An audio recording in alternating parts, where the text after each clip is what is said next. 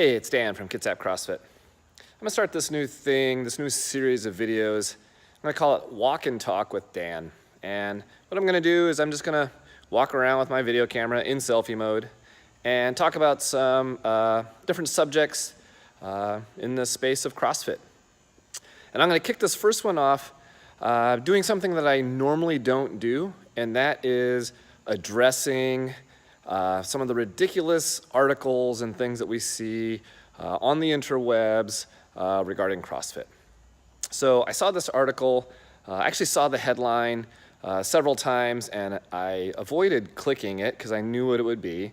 But someone sent it to me and said, "What do you think of this?" And I thought, well, all right, I'll click on it and read it and see what I think.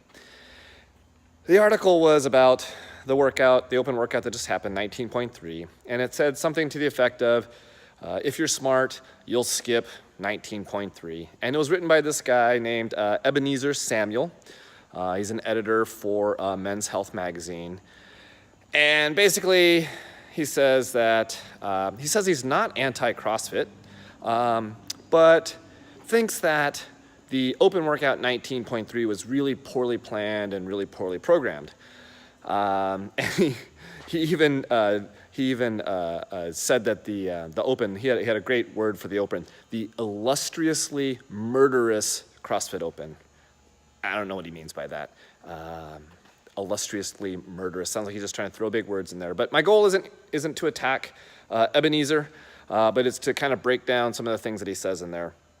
And you know, Ebenezer's argument is that 19.3 is a bad workout. It's a dangerous workout because it has these high skill movements, handstand push-ups and handstand walking, and those are to be performed after you've already fatigued your shoulder muscles doing these overhead lunges. And he's right. You are in a fatigued state. Your shoulders are in a fatigued state when you get to the handstand push-ups. And so, yeah, it's gonna be a little bit harder for you to do them. Now, here's what he fails to recognize or even comment on is that there's a scaled option for the workout. And in the scaled option for the workout, you're not doing overhead lunges. You're doing front rack lunges. So you're not pre-fatiguing your shoulders by the time you get to the scaled handstand push-up. Here's the other thing that he's not addressing, which tells me he either didn't do the workout, didn't observe the workout, or just really doesn't know that much about most people's capacity, is that most people never even made it to the handstand push-ups. In our gym, a very small percentage of people made it to the handstand push-ups. And the people that made it there, by and large, had the capacity to at least support themselves in a handstand push-up position.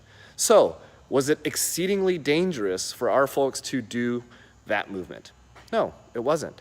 Here's the other thing he says in there is that it's a movement that we never train in CrossFit. Again, tells me that he's not spent much time in a CrossFit gym because he thinks that the only way we do handstand push-ups is by kipping.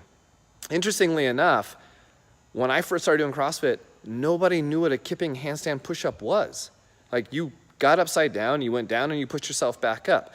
I remember trying to teach myself how to do a kipping handstand push-up several years into my CrossFit journey.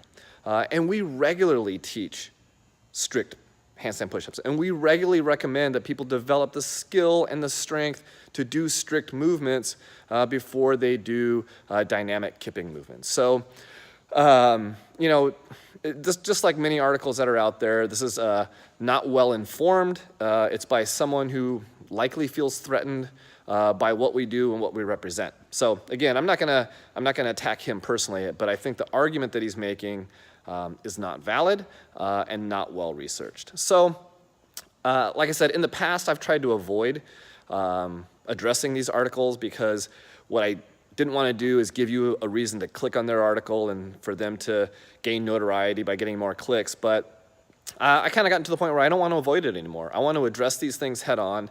And if someone sends you an article, or if you see one of these articles, I want you to be able to have some valid points that you can argue back. And when someone says, yeah, see, that workout was dangerous, you can come back to them and say, well, no, for this reason and this reason. So Look for more of these little walk and talk discussions. They're not all going to be about talking about different articles and things like that. We'll just be talking about different topics that are relevant to the CrossFit space. So thanks for joining me on my little walk and talk, and see you next time.